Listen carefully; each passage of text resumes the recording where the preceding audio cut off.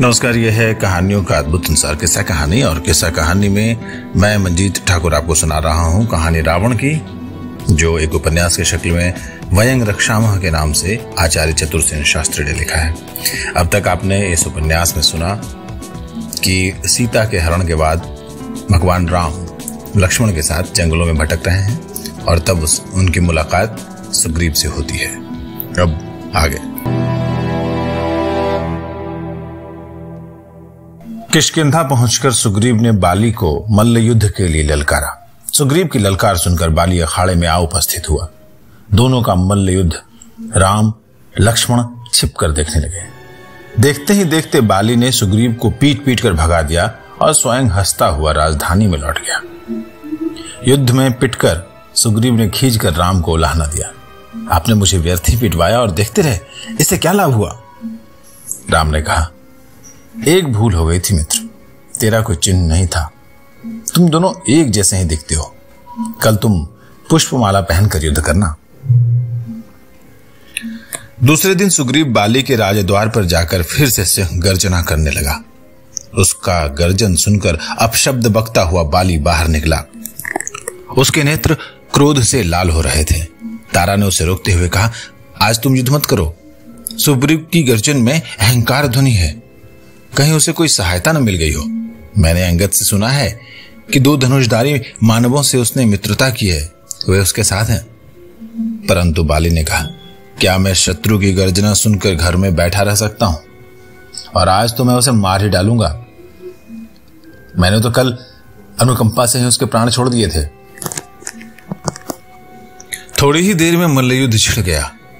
सुग्रीव भी आज प्राण पण से जुटा था। जब दोनों वीर परस्पर गुथे थे तभी राम ने एक अग्निबाण तान कर छोड़ा, जो बाली के कंठ देश को फोड़ता हुआ उसके उरो गुहा में धंस गया। बाली तत्क्षण मुख से खून फेंकता हुआ पृथ्वी पर गिरकर छटपटाने लगा। ये देखकर बहुत से वानर मंत्री और अन्य पुरुष भी वहां जुट गए। राम लक्ष्मण उसके निकट जा पहुंचे। राम का परिचय बाली को सुग्रीव ने दिया। राम के बाण से ही उसका पराभव हुआ है, ये भी कहा। सुनकर दुखी बाली ने कहा, हे धनुषधारी, तूने दूसरे से युद्ध करते हुए छिपकर मुझे मारा है। तू पराक्रमी और चरित्रवान नहीं है, विश्वासघाती है। तू तृण से ढके हुए कुएं के समान है। मैं तो कभी तेरे राज्य में गया नहीं, कभी तेरा कुछ अनिष्ट किया नहीं। तेरा रूप बेश मुनि जनों जैसा है, ध्वज क्षत्रियोचित है, परंतु तुझे धर्म का ज्ञान नहीं है। मुझ निरपराधी की हत्या करके तू अब कैसे सभ्य समाज में मुंह दिखाएगा? अरे महात्मा दशरथ का बहुत प्रताप मैंने अपने पिता देवराट इंद्र से सुना है। उन महात्मा दशरथ के तेरे जैसा विश्वासघाती पुत्र उत्पन्न हुआ। अरे तूने सुग्रीव के हित के लिए मेरा वध किया। तू यदि अपना अभिप्राय मुझसे कहता तो मैं तेरी अभिलाषा तुरंत पूरी करता। बाली की ये वचन सुनकर राम ने कहा, अरे बाली, तुझे धर्म अर्थ का यथार्थ ज्ञान नहीं है। ध्यान रख, इस पृथ्वी पर इक्ष्वाकु वंशियों का अबाध शासन है। तूने अपने विनीत छोटे भाई के प्रति अन्याय चरण किया, इसी से मैंने तुझे दंड दिया। तेरे जैसे अपराधी का वध छिपकर करने में दोष नहीं है। हम आर्यजन ओट में होकर ही पशुओं का आखेट करते हैं। तू निर्बुद्धि भी पशु ही है। इसी समय अंगद का हाथ थामे तारा आकर विलाप करती हुई धड़ाम से बाली के ऊपर गिर पड़ी। तारा के करुण वचन सुनकर बाली बड़े कष्ट से श्वास लेता हुआ बोला, सुग्रीव, जो होना था वो हुआ। अब मैं इस लोक से जा रहा हूं, पर मेरे इन अंतिम शब्दों को याद रखना। ये अंगद मेरे प्राणों का प्यारा है, इसका ध्यान रखना। अब द्वेष भाव से क्या, तुम मेरे प्रिय भ्राता हो। ये रत्नमाला लो, इसमें विजय लक्ष्मी निहित है। तारा का ध्यान रखना, ये दिव्य दृष्टि रखती है और भावी घटनाओं के चिन्हों को जानने में पारंगत है।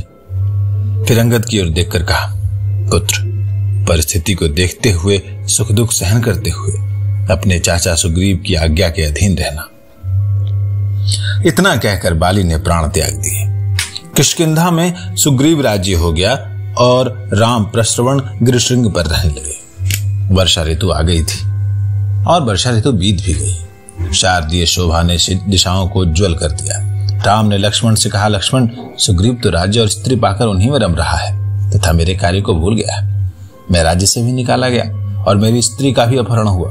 मार्ग दुर्गम है, न जाने कौन दुष्ट चोर वैदेही को चुरा ले गया है। वो जीवित भी है या नहीं। अब मेरा धैर्य जवाब दे रहा है। मैं कब तक प्रतीक्षा करूं? मेरे अयोध्या जाने का वन समुदाय उमड़ पड़ेगा, तो सीता के नहीं रहने से मैं उन्हें क्या जवाब दूंगा? तुम जाकर उसके कर्तव्य को स्मरण करा दो और कह दो कि कहीं उसकी भी बाली जैसी दशा न हो। लक्ष्मण ने किष्किंधा पहुंचकर अपने आने की सूचना सुग्रीव को दे दी, परंतु सुग्रीव को अंतःपुर में पहुंचाई ही नहीं गई। तब लक्ष्मण धड़धड़ाते हुए महल में घुस गए। उन्हें इस प्रकार आते देखकर अंतःपुर की स्त्रियां घबरा कर भागने लगी। इसी समय तारा ने सम्मुख आकर लक्ष्मण को प्रणाम किया। मद्यपान तथा रात्रि जागरण से उसके नेत्र घूर्णित हो रहे थे। तारा को देखते ही लक्ष्मण ने धनुष नीचे कर लिया। तारा ने नम्र शब्द में कहा, राजकुमार, आप क्रोध को त्याग दें। सुग्रीव आपका मित्र है, हितैषी है, उसके अपराध क्षमा कीजिए। आपके उपकार को वो भूल नहीं सकता, परंतु आपको जानना चाहिए कि कामातुर आदमी धर्म अर्थ की बात नहीं विचार कर सकता। आप उसे क्षमा कीजिए और मेरे साथ रनवास में पधारिए। रनवास में जाकर स्वर्णशैया पर सोए तथा दासियों परिचारिकाओं से सेवित सुग्रीव को मद्य के नशे में मस्त देखकर लक्ष्मण कहा, हे राजन, उपकारी मित्रों से झूठी प्रतिज्ञा करने वाले के समान अधर्मी दूसरा कोई नहीं है। आर्य ने यह नहीं समझा था कि वो एक दुरात्मा को राज दे रहे हैं। अब तुम कहो कि तुम अपना वचन पूरा करने वाले हो या रामचंद्र अपना बाण धनुष पर चढ़ाएं। सुग्रीव को चैतन्य लाभ हुआ। वो पलंग से कूद कर खड़ा हो गया। लक्ष्मण और तारा की बातें उसने सुन ली। कामदेव की प्रत्येक पुष्पमाला तोड़कर फेंक दी और फिर कहा, राजकुमार, श्री राम को मेरी दी हुई राजश्री उन्होंने मुझे लौटाई है।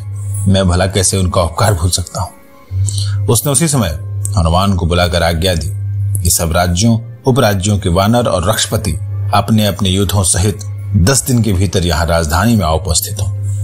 इस आज्ञा का जो उल्लंघन करेगा उसका वध होगा। उसके बाद वो मंत्रियों और लक्ष्मण सहित पालकियों में बैठे शंख ध्वनि के बीच तथा बंदी जनों द्वारा गुणगान सुनता हुआ राम की सेवा में चला गया।